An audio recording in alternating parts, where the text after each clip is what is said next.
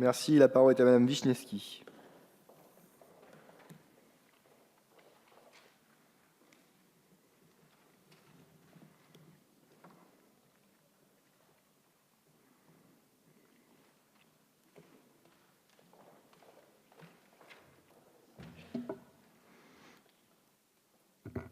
Monsieur le Président, Monsieur le Ministre, Monsieur le rapporteur, mes chers collègues, Dublin III n'aura bientôt plus aucun secret pour vous.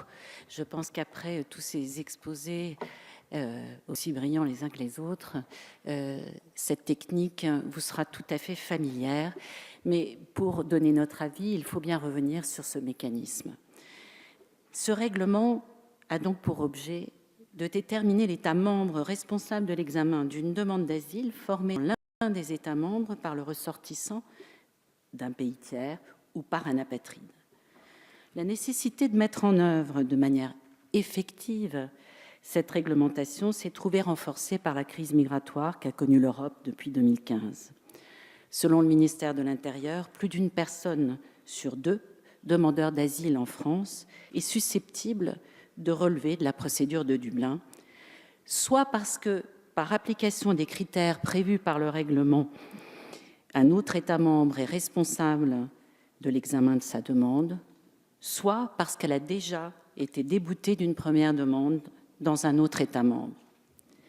La rétention administrative, en vue de s'assurer de la personne de l'étranger, peut s'avérer nécessaire pour garantir son transfert vers l'État membre chargé d'examiner sa demande d'asile.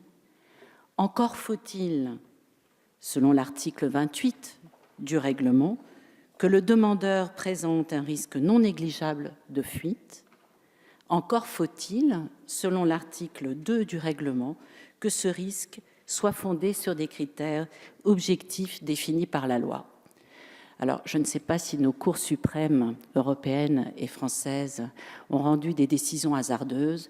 En tout cas, il convenait pour nous d'y déférer, puisque au cours de l'année 2017, tant la Cour de justice de l'Union européenne que la Cour de cassation ont fait ressortir une lacune de la législation française sur ce dernier point, qui crée une véritable brèche dans notre droit de l'asile.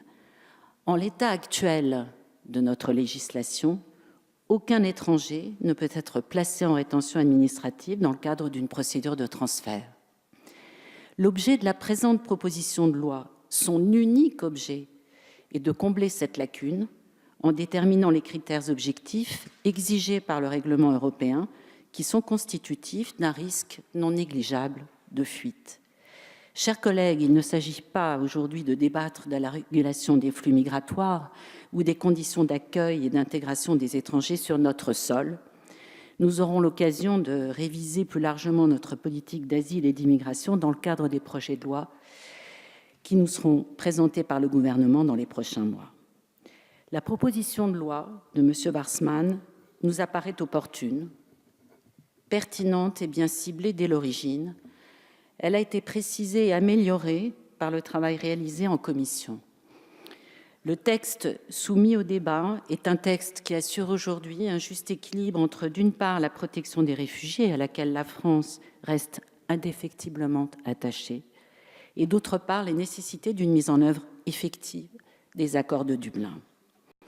Nous exprimons néanmoins, pour ce qui nous concerne, une réserve s'agissant de la rédaction de l'article 1 bis ajouté en commission, qui risque d'aller à l'encontre de l'objectif initial de la proposition de loi et de priver celle-ci d'une grande partie de sa portée.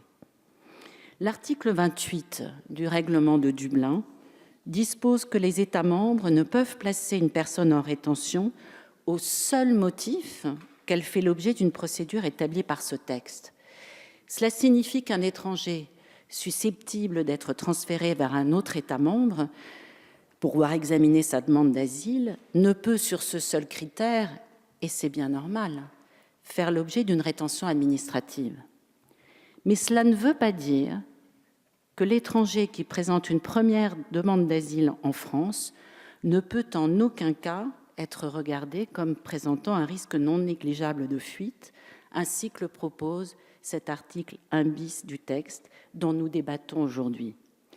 Autrement dit, l'étranger qui a falsifié ses documents d'identité ou qui a été débouté d'une demande d'asile dans un autre État membre, ou encore qui s'est soustrait à une mesure d'éloignement, ne saurait, selon nous, être exonéré de tout placement en rétention administrative au seul motif qu'il présente une première demande d'asile sur notre territoire.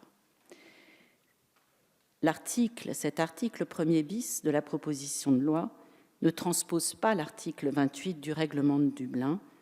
Il y ajoute, à notre sens, des conditions qui n'y figurent pas. Sous cette réserve conséquente, il est vrai, mon groupe considère que les dispositions prévues par cette proposition de loi permettent une meilleure application du régime européen de l'asile et sont donc justifiées. Je vous remercie. Merci.